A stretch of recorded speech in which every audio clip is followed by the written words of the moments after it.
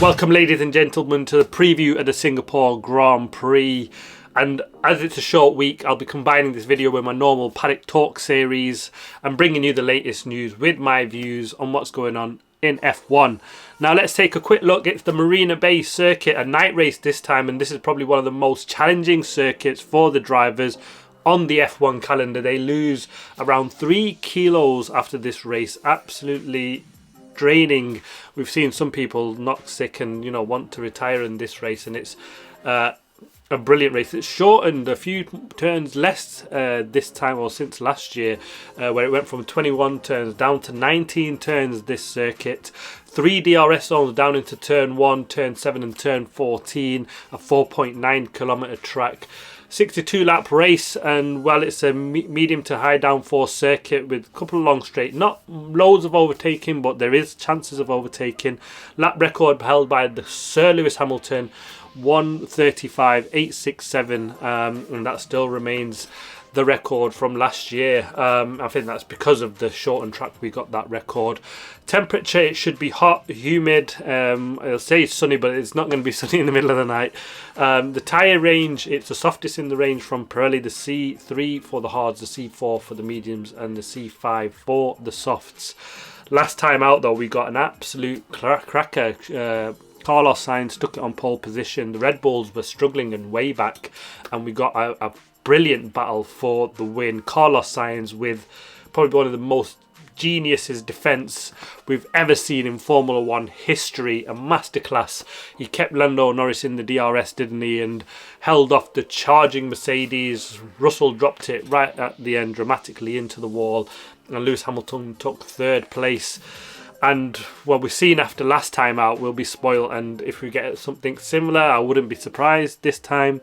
It should be another absolutely cracking weekend. And let's get to the predictions, because this is, again, it's so hard now, but I'm going to go with Charles Leclerc to take pole position.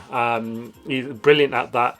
I was debating whether it's a Carlos Sainz track over Charles Leclerc, but Leclerc is absolutely the form man, isn't he, after his Monza win. He probably will be disappointed he didn't win in Azerbaijan, but second place, you can't knock your nose at that.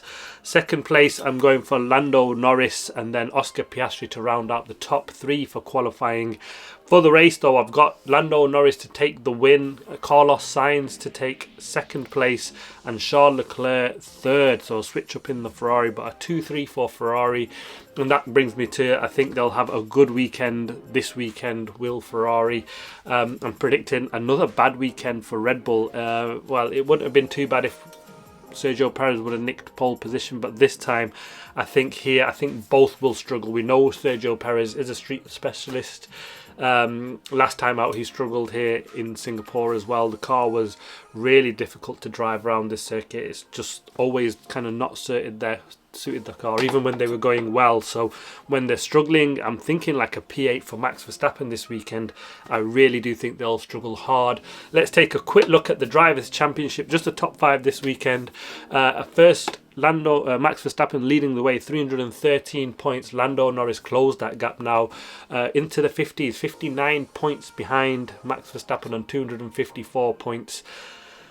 He really needs to start making big inroads into Max Verstappen's championship, and a win here and Max Verstappen outside the top 4 or 5, that's kind of what he needs, and a couple of them will mean we're right in the hunt with just 6 races to go after this one. And so he really needs to make a charge on that. Charles Leclerc, he'll be the most disappointed with the Carlos Sainz and Sergio Perez incident, because he would have been closer to Max Verstappen in the championship, because Max would have scored less points. He's on 235 points, 19 behind Lando Norris. He's still in the fight for a championship. Can Ferrari pull it off?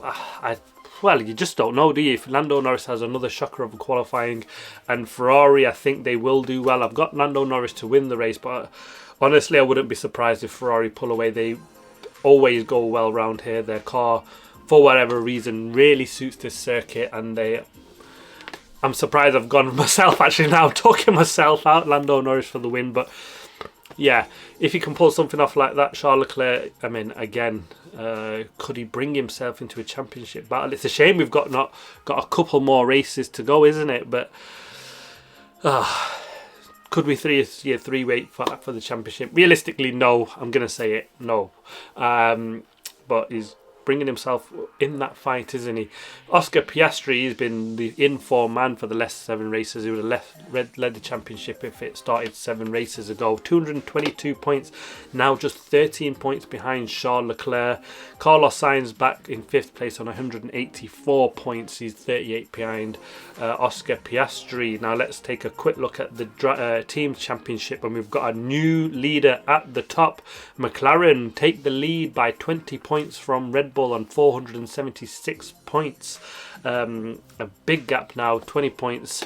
I mean, we can see how quickly that can be overhauled. 1 or 2 races, and you know, Red Bull could be back on it, but they just seem absolutely miles away. Red Bull back in 2nd place on 456 points, and actually they're looking over the shoulder for 3rd place, aren't they? Ferrari in the hunt now, 425 points, and if they go well here as expected and Red Bull really struggle in Singapore, well, we could see them right on Red Bull's neck heading into the races after that. So Red Bull will be, well, panicking. They've come knocked off the perch at the top, and well, they'll be looking over the shoulder in 3rd place, which is some drop from where they've been.